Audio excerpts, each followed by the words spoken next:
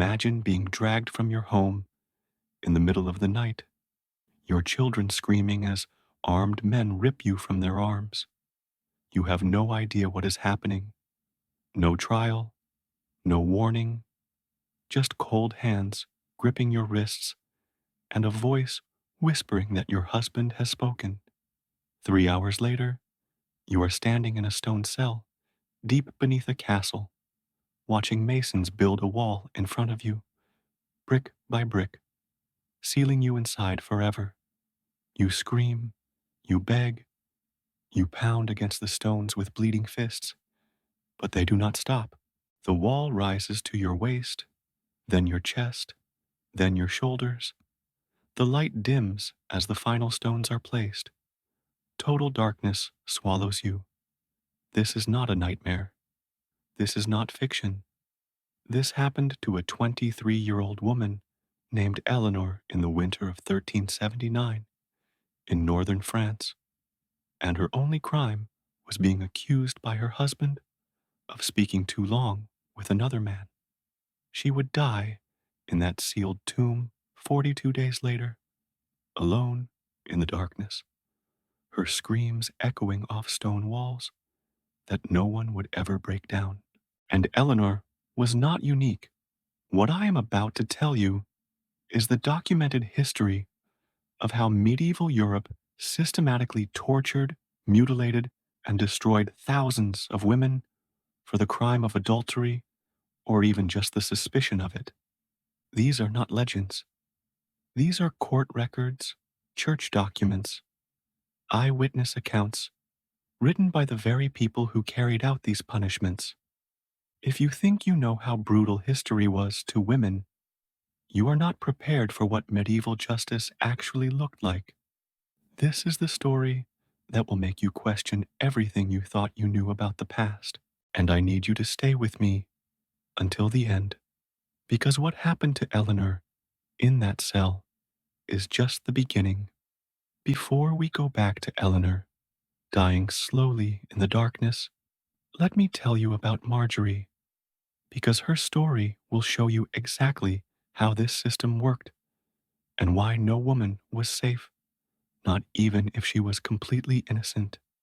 In the spring of 1342, a 31-year-old woman named Marjorie stood in the village square of a small town in Yorkshire, England, watching a blacksmith heat an iron rod until it glowed orange with heat. She had been married for 14 years to a wool merchant named Thomas. She had 3 children.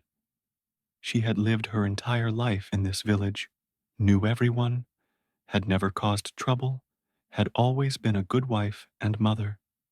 But now, she was about to be branded on the face like an animal because her husband had accused her of adultery. The evidence against her was so thin it would be laughable if the consequences were not so horrific. A neighbor claimed to have seen a young baker named William entering Marjorie's home while Thomas was away on business. Another neighbor said she heard laughter coming from inside the house. That was it. That was the entire case. A man delivered bread to her home. Someone heard laughter. From this, an entire community decided that Marjorie was an adulteress who deserved to be destroyed. Marjorie had not been allowed to defend herself at the trial. Under medieval law throughout most of Europe, a husband's testimony about his wife's behavior carried absolute weight. His word was truth. His interpretation of events was reality. Thomas had not witnessed anything himself. He had heard gossip from other merchants while traveling, but the damage to his honor, the public humiliation of potentially being a cuckold, the whispers from other men, these demanded action. In medieval society, a man who could not control his wife was not a man at all. He was a joke, a figure of contempt. Thomas had to act decisively and publicly to restore his reputation, regardless of whether Marjorie had actually done anything wrong. Now, Marjorie stood with her hands bound behind her back as the blacksmith approached with the glowing iron. It was a rod about 6 inches long, with a flat end shaped into the letter A for adulteress. She could feel the heat radiating from the metal as he came closer. She tried to back away, but two men grabbed her arms and held her firmly in place. One of them was her own cousin, a man she had known her entire life, but his face showed no sympathy. The blacksmith looked into her eyes for just a moment, then pressed the glowing iron against Marjorie's left cheek. The sizzle of burning flesh was audible across the entire square, like meat being seared on a hot pan. Marjorie screamed with such pure agony that several people in the crowd turned away. The smell of burning flesh filled the air, making people cover their noses. The blacksmith held the iron in place for several seconds to ensure the brand would be deep enough to scar permanently. When he finally removed it, Marjorie collapsed to her knees, her legs unable to support her weight. The letter A was burned into her cheek about 2 inches high, the flesh charred black in the center with red, blistering skin around it. Everyone who saw her for the rest of her life would know immediately what she had been accused of. She would never be able to hide her shame, never be able to start over somewhere else. The brand announced her disgrace to anyone who looked at her face. But the branding was only the beginning, and this is what you need to understand about medieval justice for accused adulteresses. The punishment was never just one thing, it was always multiple, always public, always designed to destroy the woman physically, socially, economically, and psychologically. After the branding, while Marjorie was barely conscious from pain and shock, the crowd was not satisfied. They had come for a spectacle, for entertainment that broke up the monotony of medieval village life. Marjorie was dragged to the pillory, a wooden framework with holes for the head and hands that stood permanently in the center of the square. Her neck and wrists were locked into the device, forcing her into an extremely uncomfortable bent over position. A sign was hung around her neck, reading in large letters, "Adulteress." Then the real humiliation began. In medieval Europe, public punishment was participatory. The crowd was expected to join in actively, to add their own expressions of moral outrage, to demonstrate their own virtue by attacking the condemned. For Marjorie, this meant being pelted with whatever refuse the crowd could find.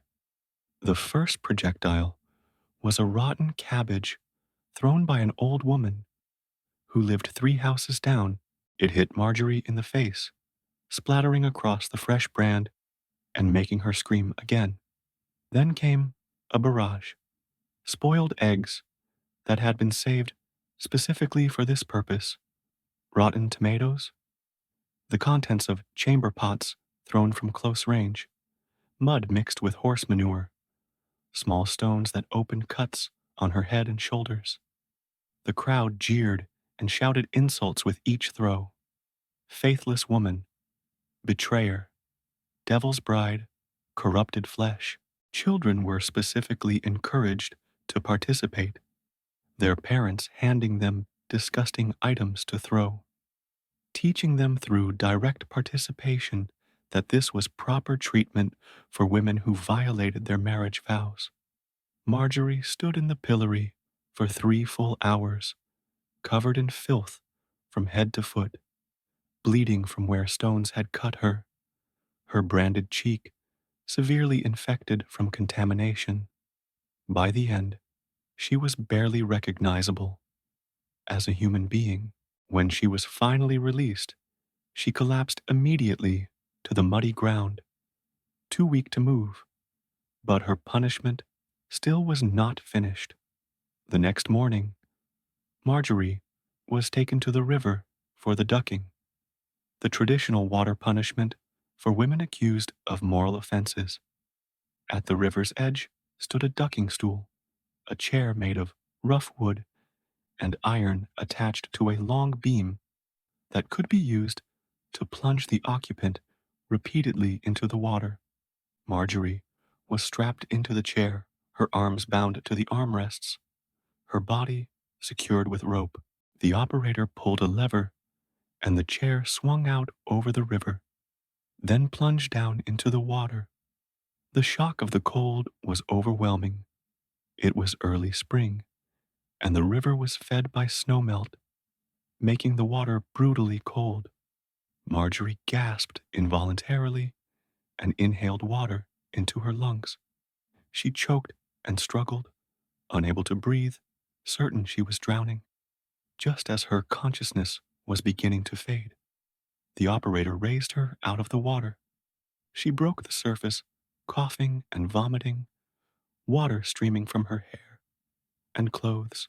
But she was given only seconds to catch her breath before she plunged underwater again.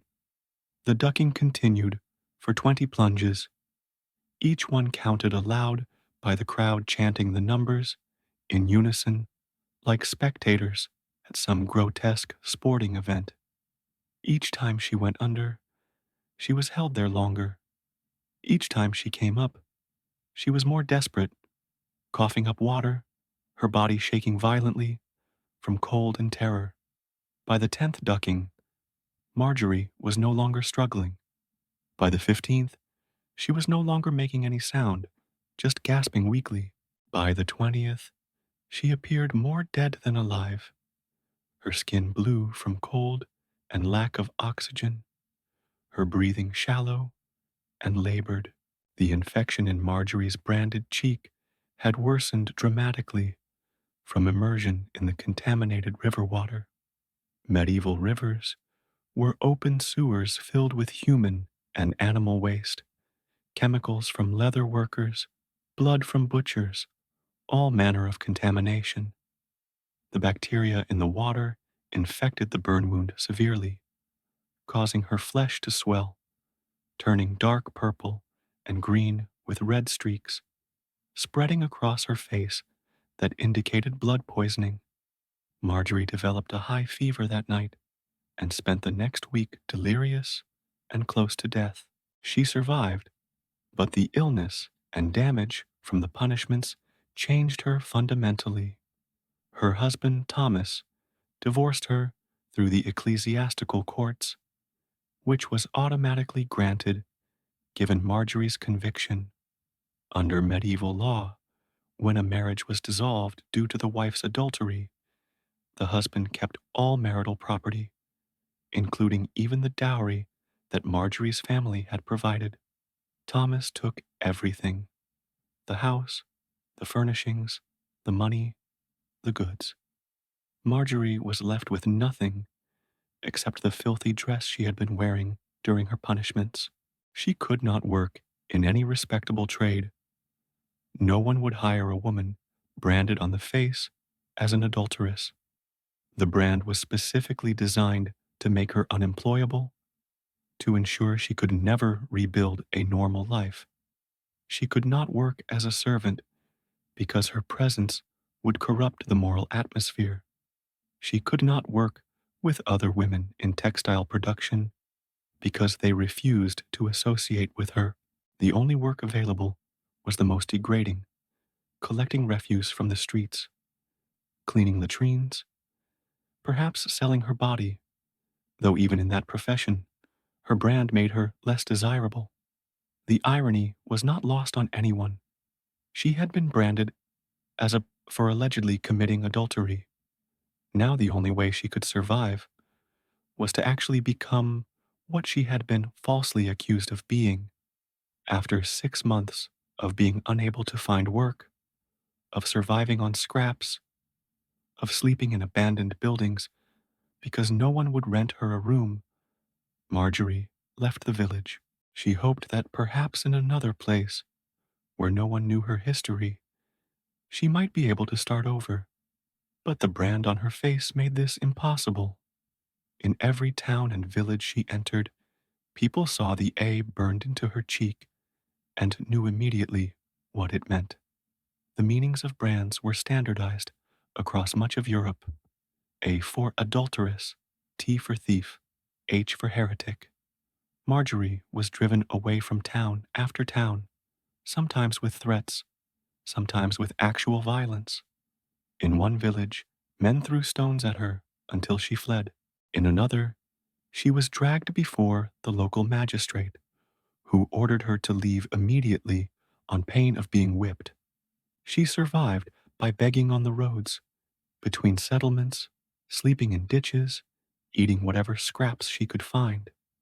The chronic illness from her punishments weakened her progressively. The repeated near drownings had caused permanent damage to her lungs. She developed a persistent cough that worsened each month. The infection from the brand had spread through the left side of her face, causing permanent damage to nerves and tissue, leaving her with chronic pain and partial facial paralysis. 2 years after her conviction, in the winter of 1344, Marjorie died at age 33. Her body was found in a ditch beside a road, frozen and partially covered with snow. She had been dead for several days before anyone found her. She was buried in an unmarked grave in unconsecrated ground, the area reserved for criminals and others deemed unworthy of Christian burial. Her death was recorded in the parish register simply as an adulterous woman found dead on the roadside. No name, no mention of family, no suggestion that she had ever been a person with a life beyond her crime. And here is what makes Marjorie's story even more tragic. William the baker, when questioned under threat of his own punishment, testified that he had only delivered bread to Marjorie's home on the days in question. He said he had entered because Marjorie was counting out coins to pay him, that the interaction had lasted perhaps 5 minutes, that nothing improper had occurred, that he had never touched Marjorie. But once accused by her husband, Marjorie had no effective way to defend herself.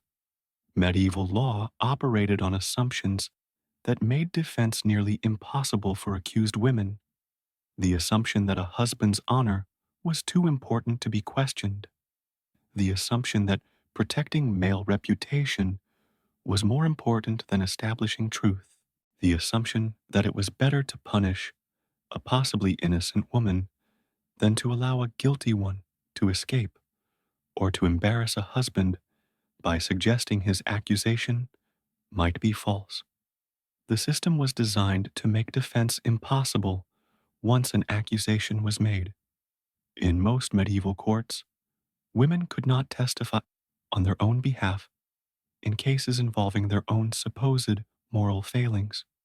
This legal principle held that a woman's testimony about her own virtue was inherently unreliable because women were believed to be naturally inclined to deception. The only testimony that mattered was from the accuser and from witnesses who claimed to have seen suspicious behavior. The standard of proof was not beyond reasonable doubt, but simply suspicion based on appearance of impropriety. This meant that a woman could be convicted and brutally punished based solely on having been seen talking to a man who was not her husband, on having smiled at someone, on having been insufficiently modest in her dress or behavior. But Marjorie's punishment was actually one of the milder forms that medieval society used for accused adulteresses. She survived her punishments, at least initially. She lived for 2 more years. Some women were not so lucky. Let me tell you about Isabella, because Isabella's story will show you how noble women face different but equally terrible punishments. Isabella was 24 years old in the year 1326, from a respected noble family in Burgundy. Her marriage had been arranged when she was 14 to Baron Geoffrey de Montfort, a wealthy landowner who was 42 at the time. The marriage was purely political and economic, arranged by Isabella's father and Geoffrey without any consideration of whether Isabella had any say in the matter. In medieval noble society, daughters were assets to be traded, and their preferences were irrelevant. Geoffrey was not a kind husband. He was cold, distant, focused primarily on his estates and political position. He spent most of his time managing his lands and hunting with his peers. Isabella lived in Geoffrey's castle with minimal companionship except for servants. She was isolated, lonely, trapped in a life she had not chosen with a man she barely knew and who showed her little affection or attention. Geoffrey's household chaplain was a young priest named Pierre who had been educated at the University of Paris. Pierre was intelligent, well-read, perhaps 27 years old, when he came to serve in Geoffrey's household. When Pierre arrived, Isabella was 18 and desperately lonely. She had been married for 4 years, had produced no children, and spent her days with almost no one to talk to. Isabella and Pierre began having conversations in the castle library where Geoffrey kept his small collection of books. They discussed theology, philosophy, classical texts that Pierre had studied at university. They talked about Aristotle and Augustine, about questions that had never occurred to Isabella before, because no one had ever suggested to her that women were capable of thinking about such things. For Isabella, who had received only the most minimal education before marriage, these conversations were a revelation, an opening into a world of ideas she had never known existed. For Pierre, Isabella was an intelligent and sympathetic listener. Their friendship was based on genuine intellectual companionship and mutual respect, something rare in medieval society, where most relationships were defined by hierarchy. The friendship was completely innocent, at least initially. They never touched. They never spoke of anything improper. Their conversations were always in public spaces, the library, the chapel, the garden, where servants were present and could observe them.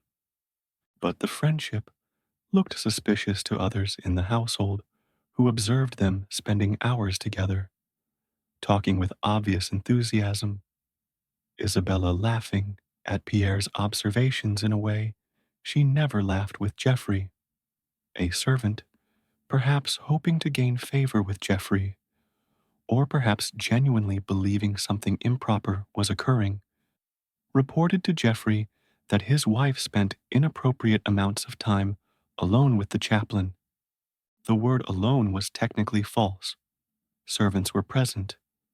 But in the medieval mind, a married woman spending extended time with a man who was not her husband in any context was suspicious. Geoffrey's adult son from his first marriage, a man named Robert, who was actually older than Isabella, and who stood to inherit Geoffrey's entire estate unless Isabella bore sons, seized on this report with enthusiasm. Robert had resented Isabella from the moment she married his father. He saw her as a threat to his inheritance. Now, he had an opportunity to destroy her, to eliminate the threat, by convincing his father that Isabella was an adulteress who needed to be removed. Robert went to Geoffrey and told him that rumors were circulating that Isabella and Pierre were conducting an affair, that Geoffrey was being made a fool of in his own castle, that whispers and knowing looks followed Geoffrey wherever he went, that his honor as a lord and husband demanded immediate and decisive action. Geoffrey confronted Isabella in a rage. Bursting into her chambers late one evening with Robert following behind, Isabella, confused and frightened, insisted that her relationship with Pierre was completely chaste, that they had only discussed books and ideas, that nothing improper had ever occurred. Geoffrey did not believe her, or perhaps he did believe her, but chose to act as if he did not, because accusing her of adultery served his purposes in multiple ways. It gave him the excuse to get rid of a wife who had failed to produce an heir after 10 years of marriage. It allowed him to reclaim the substantial dowry Isabella's family had provided. It demonstrated his authority to his peers. It protected his honor by showing that he was man enough to control his household and punish an errant wife. But here is where the story reveals how trapped noble women were. Geoffrey could not simply brand Isabella or subject her to the brutal public punishments used on women like Marjorie. Isabella's family was too powerful, connected to other noble houses throughout Burgundy and beyond. If Geoffrey openly harmed Isabella in ways that left visible scars or that resulted in her death, it would create a blood feud with her relatives, potentially leading to private war between the families. Medieval nobility had to be careful about how they dealt with each other as family members, because violence against one member could trigger obligations of revenge that destroyed the delicate web of alliances that held noble society together. So Geoffrey chose a different method, one that was legal throughout Christian Europe, religiously sanctioned by the church, and that would permanently remove Isabella from his life while avoiding direct violence. He announced that Isabella would be sent to a convent for spiritual correction and penance. This sounds relatively benign to modern ears, almost gentle. A woman going to live with nuns to pray and find peace. But the reality was far darker. Isabella was not being given a choice to take vows and become a nun. She was being forcibly imprisoned in a convent for the rest of her life, without her consent, separated from the world against her will, her property and inheritance forfeited to Geoffrey, her legal existence effectively ended. The convent chosen was not a comfortable establishment for noble daughters, but a harsh penitentiary specifically designed to house women whose families wanted them disappeared.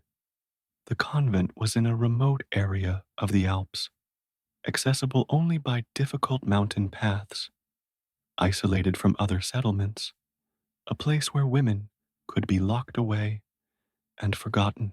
It was known throughout the region for its harsh discipline and strict enclosure, for accepting women sent there for punishment rather than vocation, for asking no questions as long as the family paid the substantial fees. Isabella was taken there by armed guards in the middle of the night, roused from her bed without warning, not allowed to gather possessions or say goodbye to anyone. She was placed on a horse and led away from Geoffrey's castle under guard, traveling for weeks through countryside she had never seen. Under feudal law throughout Europe, Geoffrey had absolute authority over his wife. She was his property, his to dispose of as he saw fit. The church, which normally protected women seeking sanctuary in convents, sided with the husband in cases of accused adultery. The theological reasoning was that adultery was such a serious sin that wives accused of it forfeited the church's protection.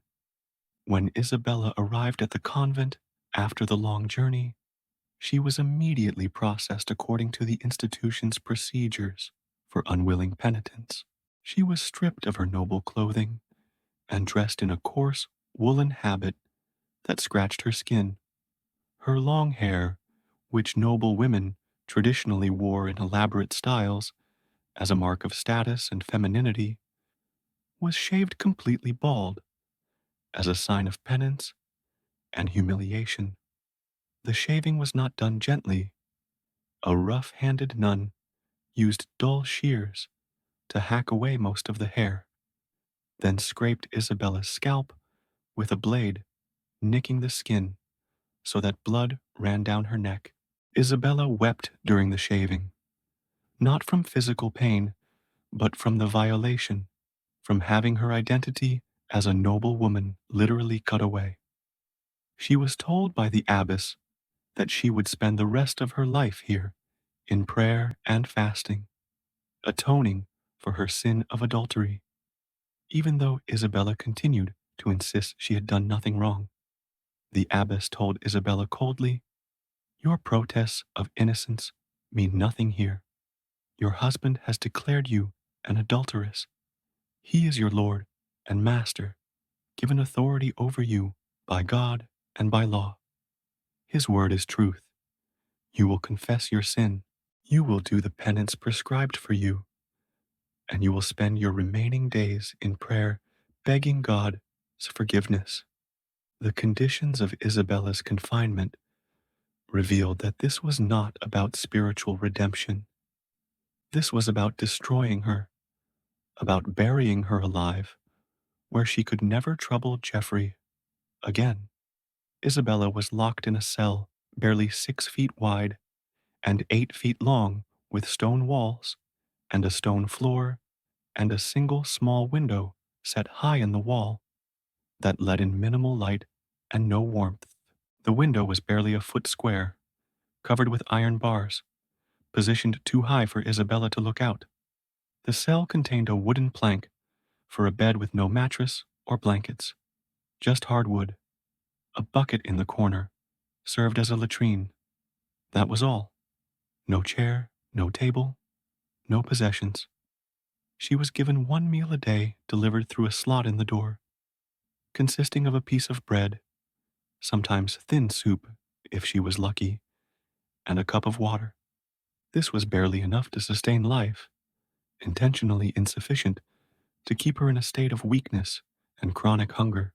She was allowed out of her cell only to attend religious services, which occurred 7 times throughout each day and night, disrupting sleep continuously and ensuring constant exhaustion. During these services, Isabella was required to prostrate herself before the altar and confess her adultery publicly. She had to say in a loud voice, "I, Isabella, confess before God and this holy community that I am an adulteress, that I betrayed my husband, that I deserve the punishment I have received." If she refused or tried to protest her innocence, she was beaten with rods and denied even the minimal food until she complied. The worst part was the isolation. Isabella was forbidden from speaking to any of the other women in the convent. She could see other people during services, but was not allowed to communicate with them. If she tried to speak, she was beaten and returned to her cell for days. She was not allowed to receive letters or visitors. She was cut off completely from the outside world, from her family, from anyone who had known her before. Isabella lived in that convent for 23 years before she died at age 47. 23 years, locked in a cell barely large enough to lie down in, fed one minimal meal per day, allowed to speak to no one, cut off from every person she had ever known, with no hope of release, no possibility of appeal, no way to prove her innocence. She never saw her family again. Her father died within 5 years of her imprisonment, never knowing what had become of his daughter. Her younger siblings grew up barely remembering her. She never learned what happened to Pierre, who had been sent away from Geoffrey's service and who disappeared from the historical record. She spent more than 2 decades confined to a few square feet of stone, praying the same prayers over and over, fasting until her body was skeletal, insisting to God, if not to her captors, that she had done nothing wrong. The isolation and harsh conditions broke her health progressively. She developed chronic illnesses from the cold and damp, from malnutrition, from never seeing sunlight. Her teeth fell out from scurvy. Her joints became arthritic from sleeping on hard stone in the cold. Her mind began to deteriorate from the isolation and monotony. When she died in 1349, her body was buried in an unmarked grave in the convent cemetery where imprisoned women were buried without ceremony. No one notified her family. Geoffrey, who had remarried within 2 years and had finally gotten the heir he wanted, never knew or cared when Isabella died. Isabella's existence was simply erased, as if she had never been born. 23 years for having conversations with a priest in her husband's library.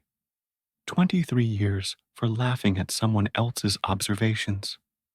23 years for an accusation that was never proven and that was probably entirely false. But before Isabella was sent to the convent, there was a trial, and what happened during that trial reveals how thoroughly rigged the system was. Isabella's trial took place in Geoffrey's own court, with judges who were his vassals, men who owed their positions to Geoffrey's favor. The verdict was never in doubt. Isabella was not allowed to speak in her own defense. This was not unusual. In most medieval courts throughout Europe, women were not permitted to testify in their own cases when accused of moral offenses. The legal reasoning was that women were naturally deceptive, that they could not be trusted to tell the truth about their own behavior. Only male testimony was considered reliable. Geoffrey presented his evidence. The testimony of servants who claimed to have seen Isabella and Pierre alone together in the library, the testimony of his son Robert, who claimed that Isabella had confessed her affair to him, a complete fabrication, but one that could not be challenged because Isabella was not allowed to speak, and Geoffrey's own testimony about his wife's suspicious behavior. But Isabella had one option, one slim hope of proving her innocence. She could submit to trial by ordeal, a practice still used in many parts of Europe in the early 14th century. Trial by ordeal was based on the theological principle that God would intervene to protect the innocent, that the outcome would reveal divine judgment on the accused person's guilt or innocence. The most common ordeal for women accused of adultery was the hot iron ordeal. Isabella was told that if she was truly innocent, she could prove it by carrying a piece of heated iron for 9 paces. The iron would be heated until it glowed red. Isabella would be required to pick it up with her bare hands and carry it the required distance. Her hands would then be bandaged, and she would be locked in a room to await judgment. 3 days later, the bandages would be removed and her hands examined. If they had healed cleanly, with no infection, God had shown her innocence. If they were badly burned and infected, God had revealed her guilt. Isabella agreed to the ordeal, desperate to prove her innocence, willing to undergo any trial that might save her. She was taken to the great hall of Geoffrey's castle, where the ordeal would be conducted before witnesses. An iron rod, perhaps 18 inches long and an inch thick, was placed in a brazier filled with hot coals and left there for what seemed like hours while the court assembled and priests said prayers, asking God to reveal the truth. When the iron was finally removed from the brazier, it glowed bright red, almost white. in the center, radiating heat that could be felt from several feet away. The priest used heavy iron tongs to carry it to where Isabella stood, her hands already trembling with fear. He told her to take the iron and carry it 9 paces, then drop it. Isabella forced herself to reach out and grasp the iron rod, closing her fingers around the metal that was hot enough to boil water on contact. The pain was instantaneous and beyond anything she had ever experienced or imagined possible. It felt as though her hands were exploding, as though every nerve in her body had suddenly ignited. The smell of her own flesh burning filled her nostrils, like meat cooking, but more horrible, because it was her own body. She could hear the sizzle of her skin against the metal. She could see the smoke rising from where her palms touched the rod. But she forced herself to hold on, to grip the iron, despite every instinct screaming at her to drop it. She forced herself to take one step, then another, counting in her head, trying to focus on the numbers rather than the unimaginable pain. 1, 2, 3. Each step took an eternity. 4, 5, 6. Her vision was darkening. She could feel herself starting to faint. 7, 8, 9. She dropped the iron and collapsed immediately to the floor, her hands held out in front of her, shaking violently. The flesh of her palms blackened and blistered, already swelling. The pain was so intense that she could not even scream, could not make any sound beyond small whimpering moans. She looked at her hands and could not recognize them as her own. The flesh was charred black in places, bright red and blistering in others. She could see exposed tissue beneath the burned skin. Her hands were wrapped immediately in bandages that had been prepared, strips of linen that supposedly were clean, but that in reality contained all the bacteria present in medieval cloth. Isabella was taken to a locked room to await judgment. For 3 days, she lay there in agony, unlike anything she had thought possible. Her hands throbbed with pain that pulsed through her entire body with each heartbeat. The burns swelled until her hands were twice their normal size, the bandages cutting off circulation. She could feel heat radiating from the wounds, could feel the infection spreading through her hands and up her arms. She was given no pain relief beyond occasional cups of wine that did almost nothing. Medieval medicine had little to offer for burns. Isabella spent 3 days in constant agony, barely able to sleep, unable to think about anything except the pain in her hands. On the third day, the bandages were removed in front of the assembled court. Everyone gathered to witness the judgment of God.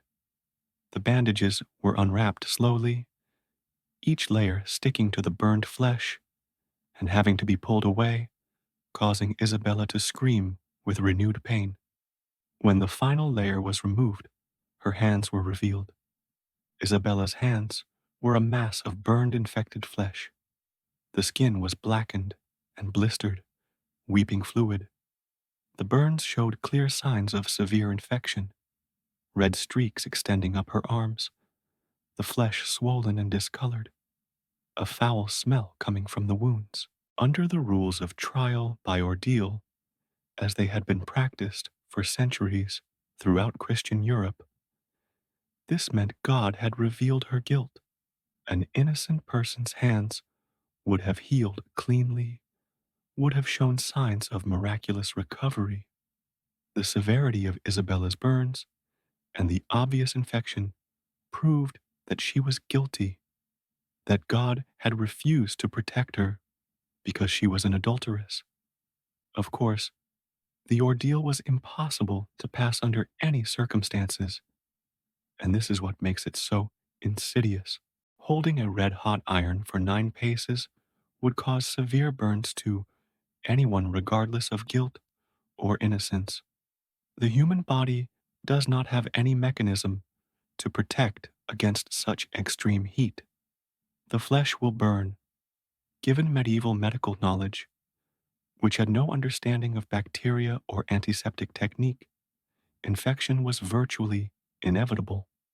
Any burn severe enough to result from holding red-hot iron would become infected within 3 days.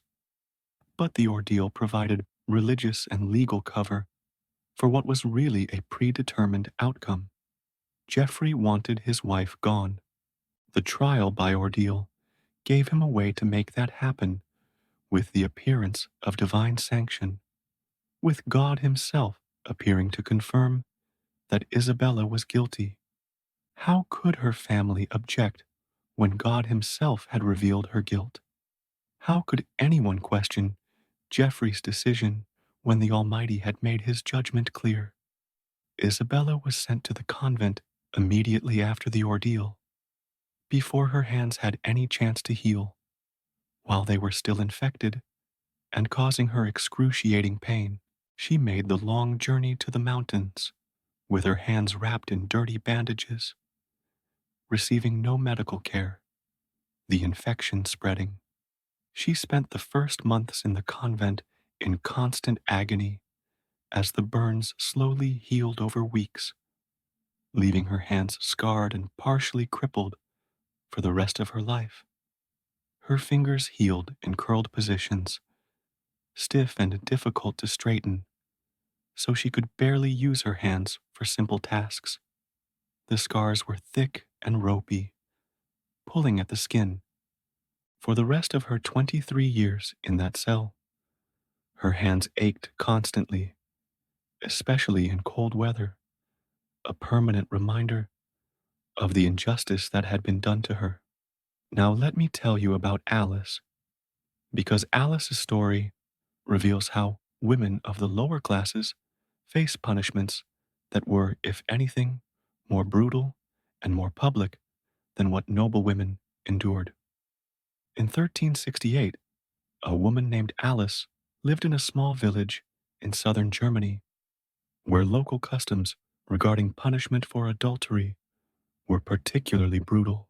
Alice was 26 years old, married to a farmer named Hans for 8 years. They had 3 children, 2 daughters aged 6 and 4, and a son aged 2. Their life was hard, as life was for all peasant families, but it was manageable. They had a small plot of land, a modest house, a cow, some chickens. They were surviving, which was all most people could hope for. Then came harvest season, when a traveling merchant named Friedrich passed through the village. Friedrich was in his 30s, charming and well-spoken, selling cloth and small luxuries to villagers who had grain or wool to trade. He stayed at the village inn for several days while conducting his business. Alice encountered Friedrich at the village well, where women gathered water every morning and evening. The well was the social center of the village, where women would meet, exchange news, and talk. Friedrich came to the well daily to get water for the inn. He was friendly and talkative, telling stories about his travels. He had been to real cities with stone buildings and markets and cathedrals, places Alice had never seen and could barely imagine. He told stories about Italian merchants trading in silks and spices, about Gothic cathedrals being built in France, about port cities where ships came from distant lands. For Alice, whose entire life had been confined to this village and the surrounding fields, whose days were filled with back-breaking labor, these stories were fascinating.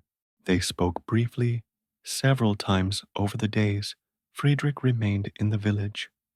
Friedrich was genuinely friendly, enjoying the chance to talk to someone who listened with such interest. Alice laughed at his stories and asked questions, enjoying the brief respite from the grinding hardship of her daily life.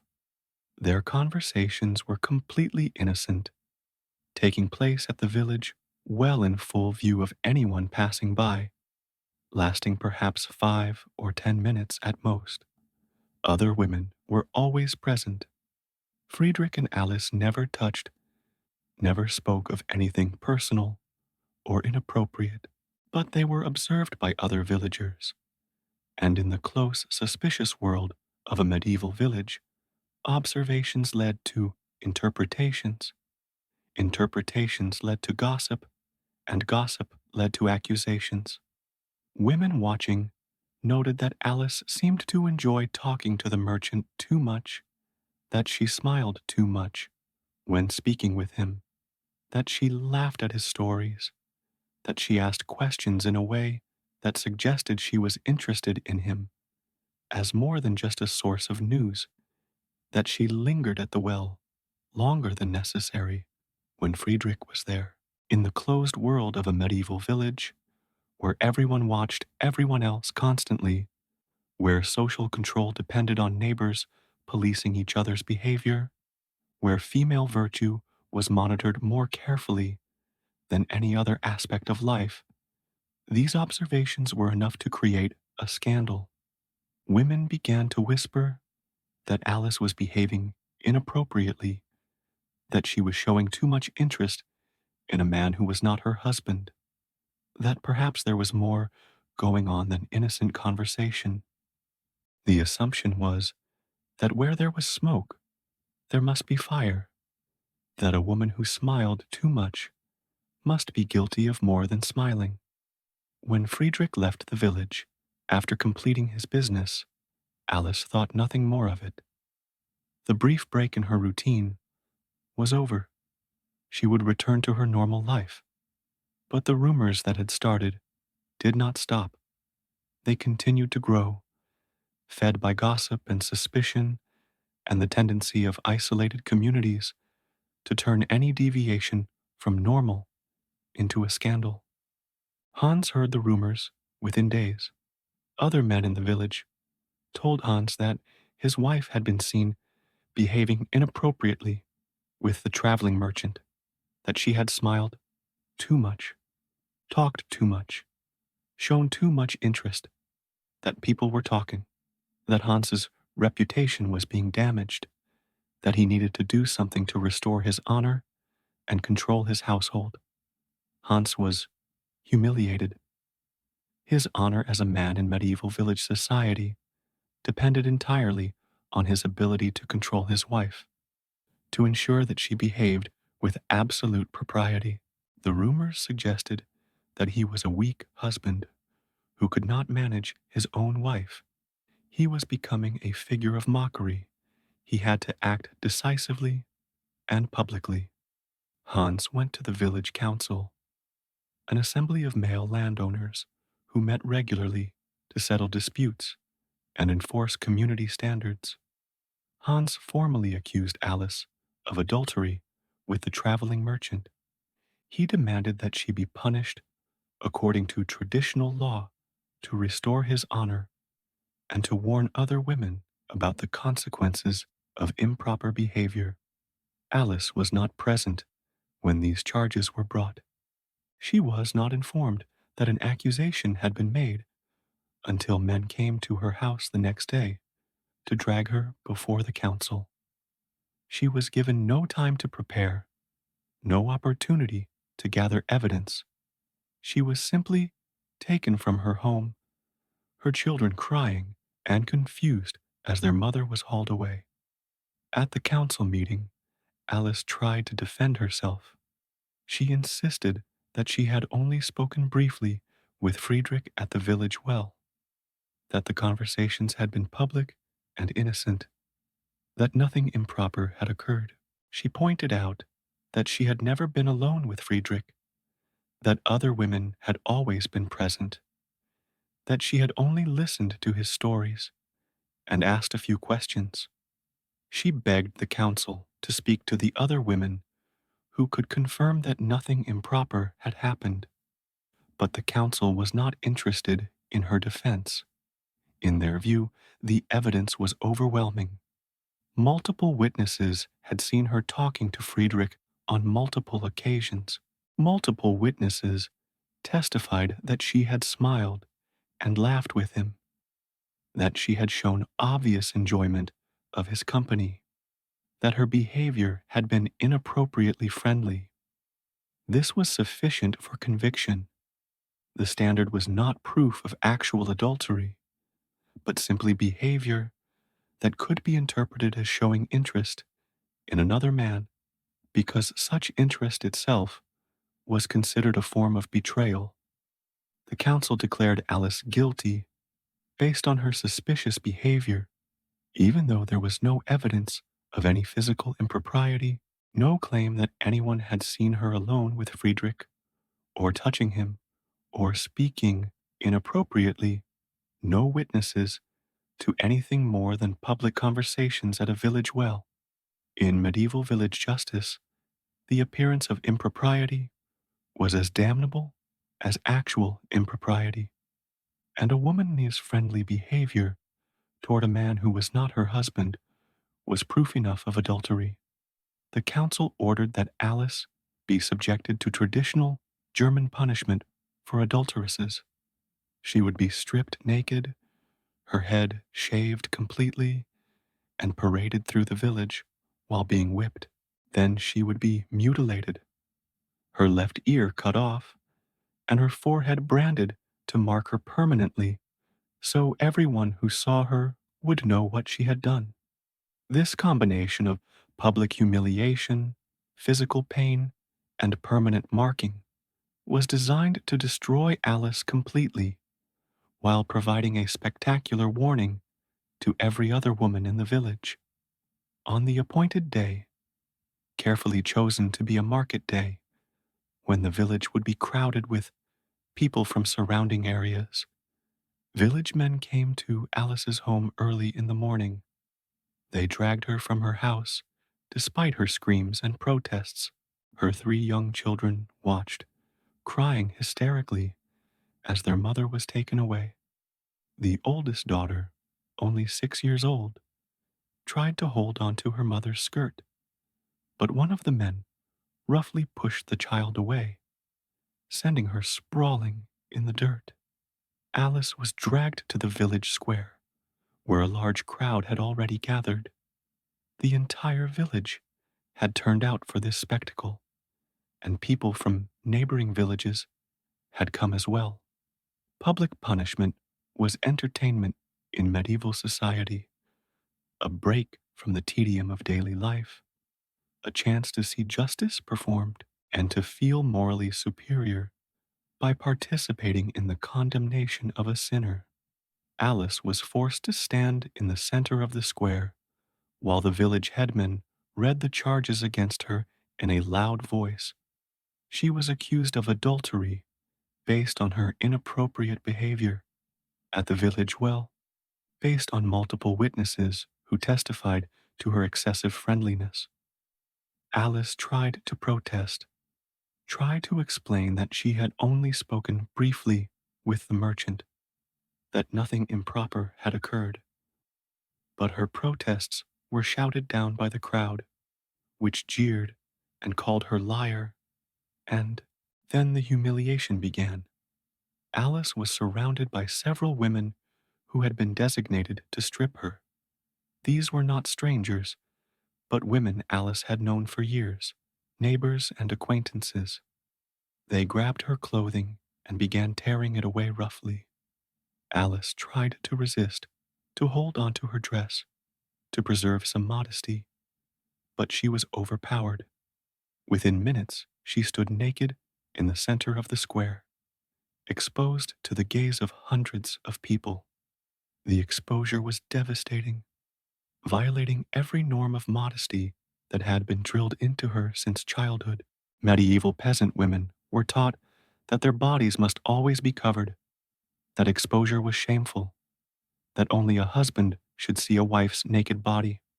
Now, Alice stood naked before everyone she had ever known, men, women, children, all staring at her, judging her body, seeing what should have been private. She tried to cover herself with her hands, but the men holding her pulled her arms away, forcing her to stand fully exposed while the crowd stared and made crude comments. Her long hair, which she had never cut in her adult life, and which she wore in the braided style of married women, was next. A woman approached with sheep shears, the large scissors used for cutting wool, not designed for cutting human hair. The shearing was not done carefully or gently. The woman grabbed handfuls of Alice's hair and began cutting, the dull shears pulling and tearing rather than cutting cleanly. Alice could feel the shears yanking at her scalp, could feel strands being pulled out by the roots when the blades failed to cut through. The woman worked her way around Alice's head, hacking away the long braids, letting the hair fall to the ground where it was trampled. When most of the long hair was gone, she used the shears to cut as close to the scalp as possible, leaving Alice's head covered with uneven stubble. Then a man stepped forward with a razor and scraped away the remaining stubble, cutting so close to the scalp that he repeatedly nicked the skin. Blood ran down Alice's head and neck from dozens of small cuts. Then the parade began. Alice was forced to walk naked through every street of the village, driven forward by men with sticks who poked and struck her if she tried to stop or slow down or cover herself. The route had been carefully planned to take her past every house, down every street, to ensure that every resident witnessed her humiliation. A man followed directly behind her with a whip made of multiple leather strips, and he struck her across her back and legs every few steps, maintaining a steady rhythm of blows. The whip left red welts that quickly turned to bruises. After the first several strikes, the whip began to break the skin, drawing blood that ran down her back and legs. Alice screamed with each blow, unable to maintain any dignity, reduced to an animal-like state of pure suffering.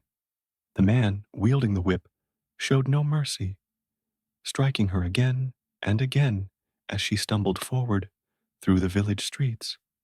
But the whipping was not the only violence. The entire village participated. This was expected, required even. To refuse would suggest sympathy for the adulteress, would mark one as potentially corrupt. So everyone joined in. Women Alice had known for years. Women she had worked alongside in the fields. Women whose children played with her children. These women spat on her as she passed. They shouted insults. They threw things, handfuls of mud, animal waste, rotten vegetables that had been saved specifically for this purpose. The missiles struck Alice's naked body. Men threw stones, not large ones that might cause serious injury. The authorities did not want to kill her, but stones large enough to hurt. They hit Alice's arms and legs and back, adding bruises to the wounds from the whip. Some men made crude jokes about Alice's body, mocking her nakedness, making comments that reduced her to an object for their amusement. And the children participated too. Their parents handed them rotten vegetables to throw or showed them how to gather mud. The children threw their projectiles and laughed, learning through direct participation that this was appropriate treatment for women who violated community standards. The parade lasted for hours. The route wound through the village multiple times to ensure that everyone got multiple opportunities to witness Alice's humiliation and to participate in her punishment. By the time the parade finally ended back in the village square, Alice was barely recognizable as a human being. Her naked body was covered completely in mud, blood, animal waste, and rotten vegetables. Her back and legs were torn open from the whipping, the flesh hanging in strips in some places. Her feet were bleeding from walking barefoot over rough ground and sharp stones. She was bruised from head to foot from the stones that had struck her.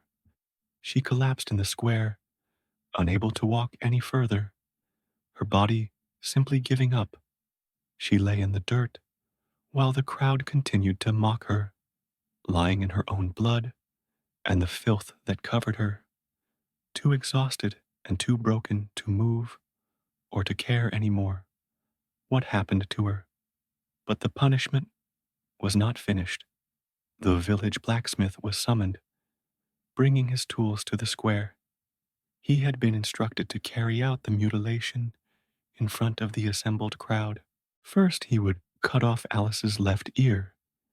Then he would brand her forehead with a hot iron shaped, like the letter H for Hure, the German word for. The ear cutting was not done cleanly or mercifully. The blacksmith was not a surgeon. His tools were not designed for precise cutting of human flesh.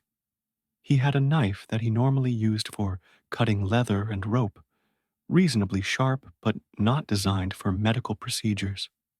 He grabbed Alice's left ear, pulling it away from her head, and began sawing through it with the knife. The cutting was agonizing.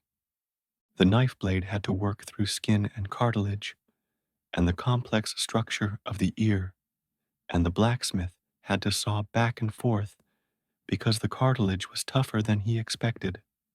Alice screamed and struggled weakly, but she was held down by several men, her head pressed to the ground so she could not move. Blood poured from the wound, running down the side of her head and pooling on the ground beneath her. The blacksmith worked for what felt like an eternity, sawing through the ear until he finally managed to separate it completely from Alice's head.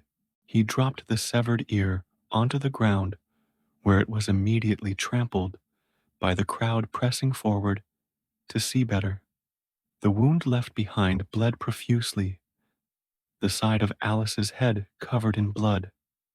Then the blacksmith moved to the second part of the mutilation. He had a portable brazier that had been brought to the square, filled with hot coals. An iron rod with the letter H, shaped at one end, had been heating in the coals during the parade and the ear cutting, and now it glowed red hot, ready for use. The blacksmith pulled the rod from the coals with tongs. He approached Alice where she lay on the ground, too weak and too broken to resist any more. He pressed the glowing iron against Alice's forehead, right in the center above her eyebrows, where it would be visible to anyone who looked at her face. The smell of burning flesh filled the square.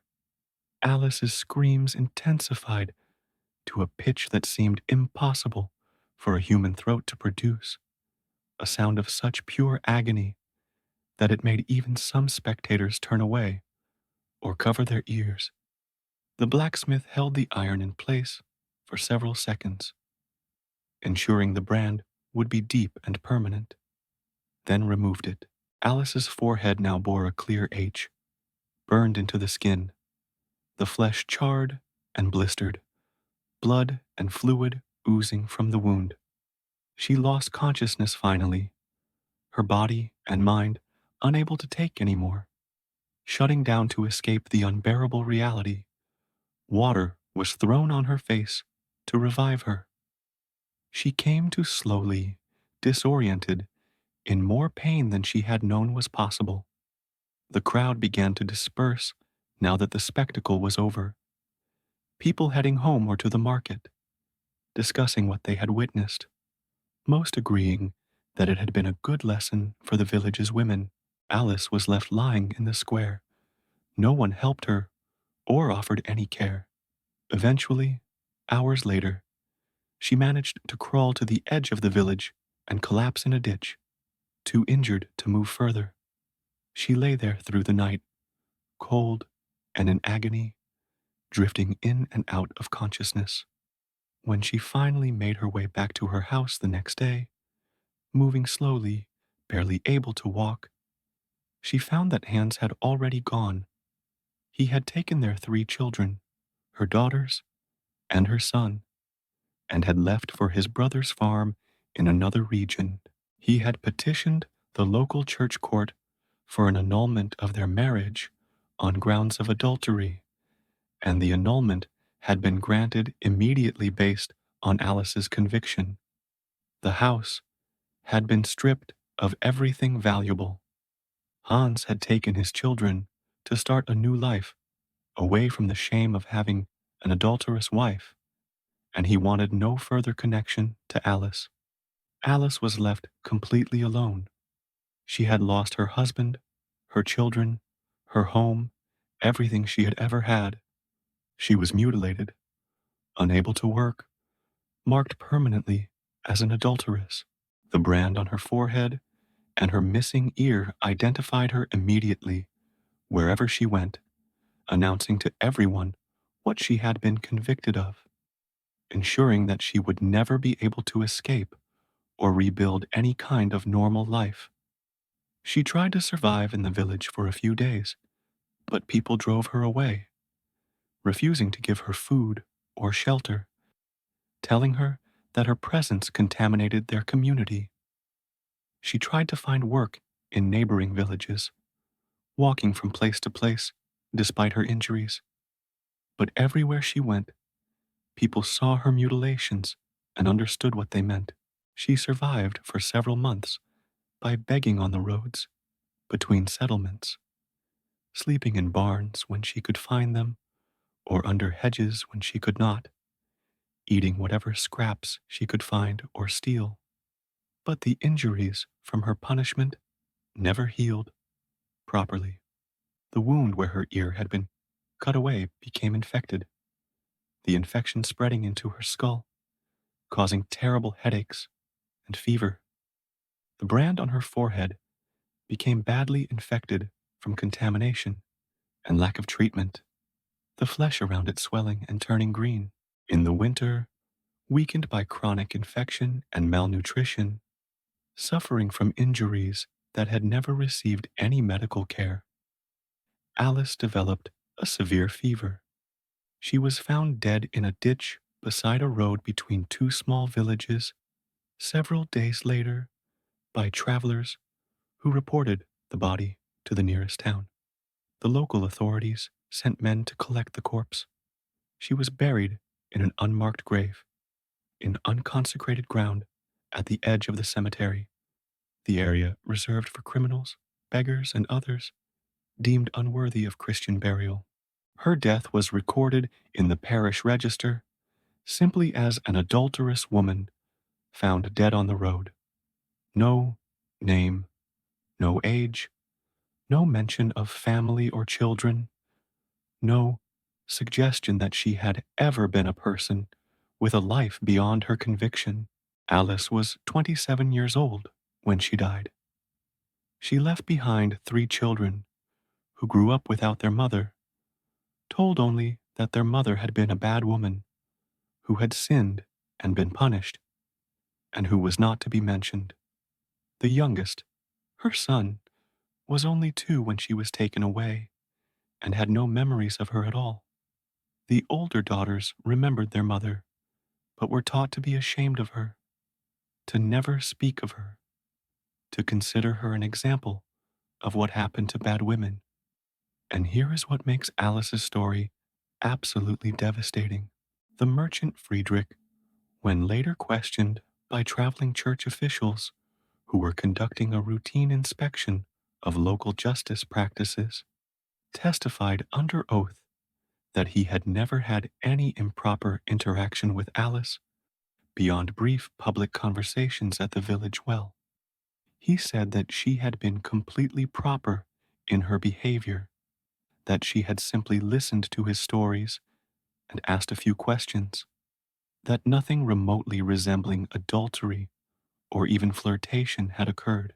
He expressed surprise and horror When told what had happened to her, saying that he had thought nothing of their conversations at the time, but by then Alice was dead, destroyed by an accusation based on nothing more than the fact that she had talked to a strange man and smiled and shown interest in stories about places she had never seen. Her crime, if it can even be called that, was being friendly to a traveler. That was sufficient for conviction, for torture, for mutilation, for being driven to death in a ditch. Now I promised you that I would tell you what happened to Eleanor, the woman we met at the beginning of this story, the woman who was being sealed into a cell beneath a castle in 1379. And now that you understand what happened to Marjorie and Isabella and Alice, now that you understand the range of punishments that medieval society used against accused adulteresses, you can understand what Eleanor's fate represents. Eleanor was sealed into that cell, the wall rising stone by stone until it reached the ceiling, until there was no opening except a small gap at the top, barely large enough to pass through a cup and a piece of bread. She was left in complete darkness, unable to see anything, unable to tell day from night, unable to do anything except sit on the cold stone floor and wait. For the first days, Eleanor screamed. She begged to be released. She promised anything, everything, if only someone would break down the wall and let her out. She protested her innocence over and over, insisting that she had done nothing wrong, that the accusation was false, that this was unjust. But no one answered. No one came. The only sound was her own voice echoing off stone walls. After about a week, the screaming stopped, not because Eleanor had been released or because the situation had improved, but because she no longer had the strength to scream. She had been given minimal food and water through the small opening, just enough to keep her alive, but not enough to maintain her strength. She spent most of her time lying on the floor, too weak to move, drifting in and out of consciousness, according to the records that survived. Because yes, this was documented, this was recorded in the castle as accounts as an expense for the masons, and for the minimal food provided. Eleanor survived in that sealed cell for 42 days before she died. 42 days in complete darkness, 42 days with barely any food or water, 42 days unable to stand or move, or see anything or hear anything except her own breathing and heartbeat. 42 days going slowly mad from the isolation and the darkness and the knowledge that she had been buried alive and that she would die here and that no one would help her. When she finally died, the wall was torn down and her body was removed. She was buried without ceremony in the castle grounds. The cell was sealed permanently. The entire incident treated as a private family matter that did not need to be discussed publicly. Eleanor's family was told that she had died of an illness. They were not told the truth about what had been done to her. Eleanor's crime: she had been accused by her husband of having an affair with a visiting nobleman. The evidence was that they had been seen talking privately in a castle corridor. That was all, a conversation.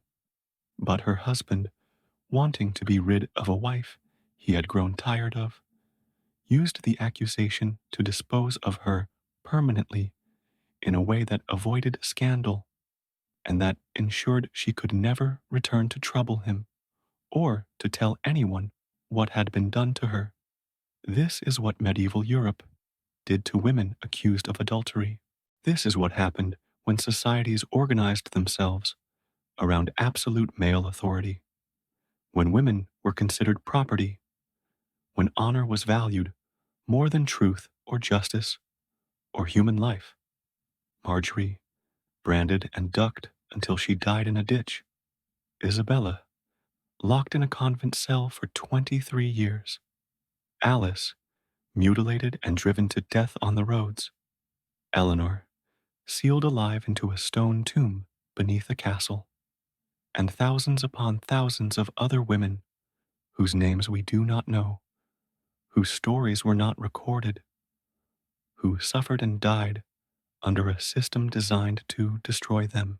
These punishments were not about justice, they were about control, about maintaining a social order that gave men absolute power over women's bodies, women's lives, women's very existence.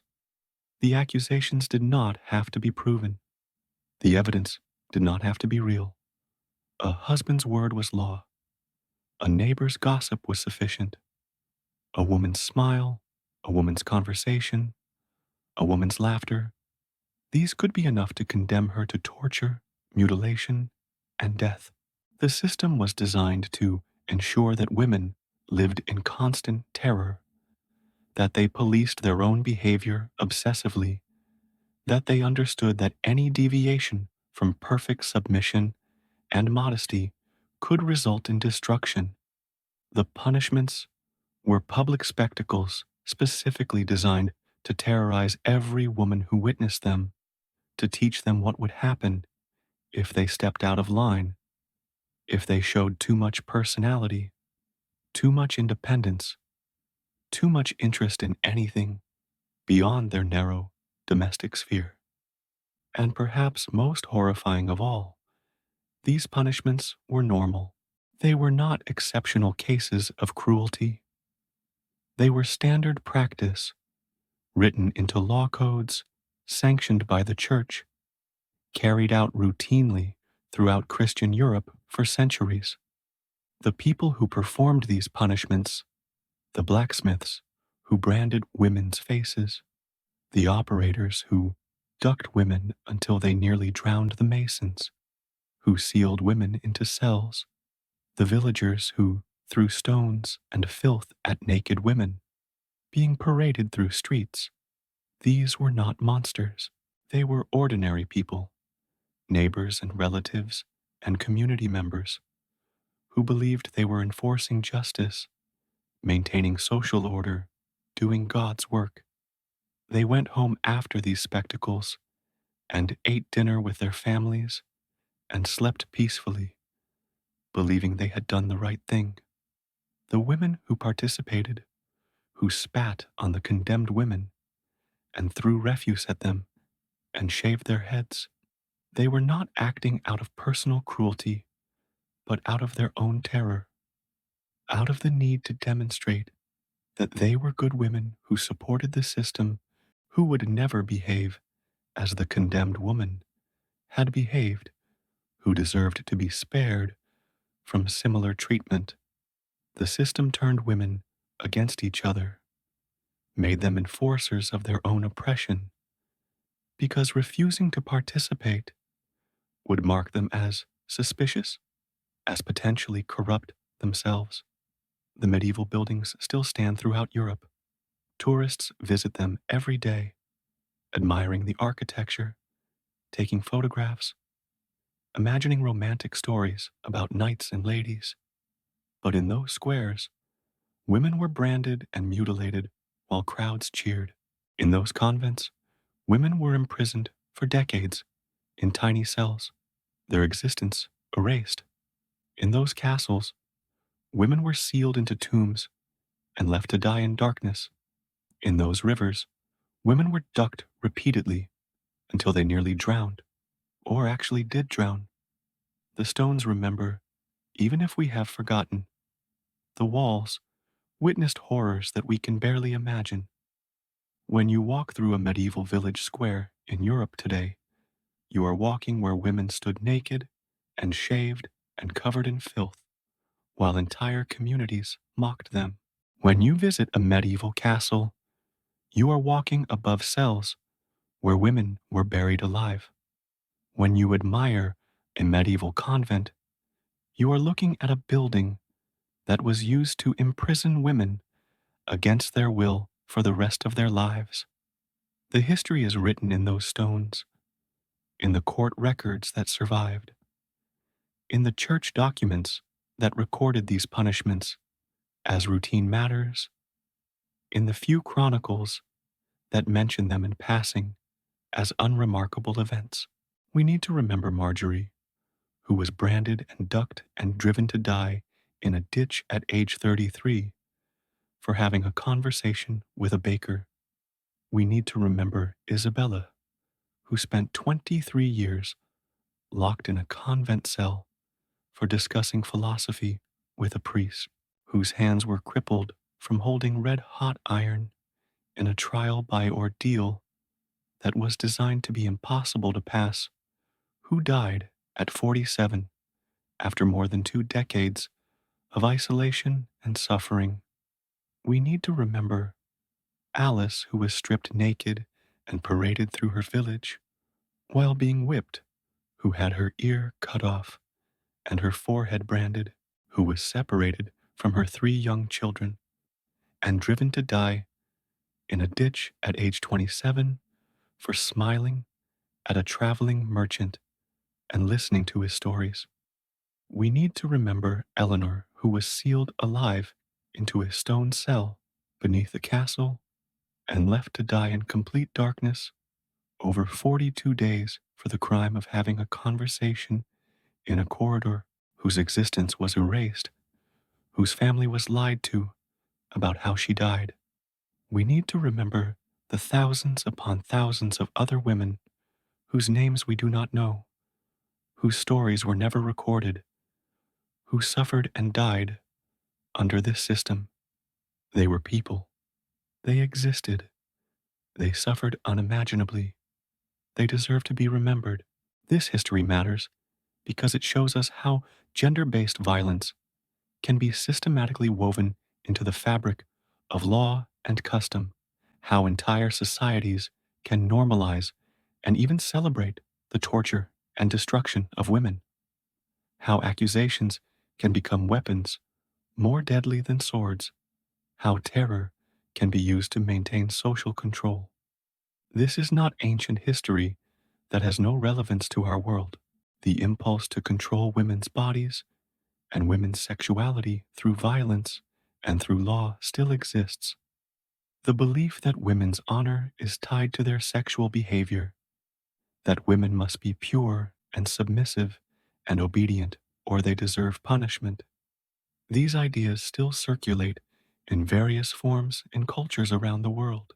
Understanding how medieval Europe used systematic violence against women to maintain male authority helps us recognize when similar dynamics are at work in our own time, helps us understand that these patterns are not natural or inevitable, but are social constructs that were created and maintained through deliberate violence and can therefore be challenged and changed. The women who died under these punishments could not speak for themselves. They could not tell their stories. They could not fight back against the system that destroyed them. But we can remember them. We can tell their stories. We can recognize what was done to them as the injustice it was. We can refuse to romanticize the medieval period or any historical period that treated women as property to be controlled and destroyed at male whim. We can commit ourselves to creating a world where no woman's life can be destroyed by an accusation, where women are not terrorized into submission, where justice is based on evidence and truth rather than male honor and female subordination. Remember Marjorie, remember Isabella, remember Alice, remember Eleanor, remember all the women whose names we do not know. They were real people who lived and suffered and died. They matter. Their stories matter. Their pain matters. And we owe it to them and to all the women who came after them and who still face violence and injustice today to remember what was done and to refuse to let it be forgotten or minimized or excused.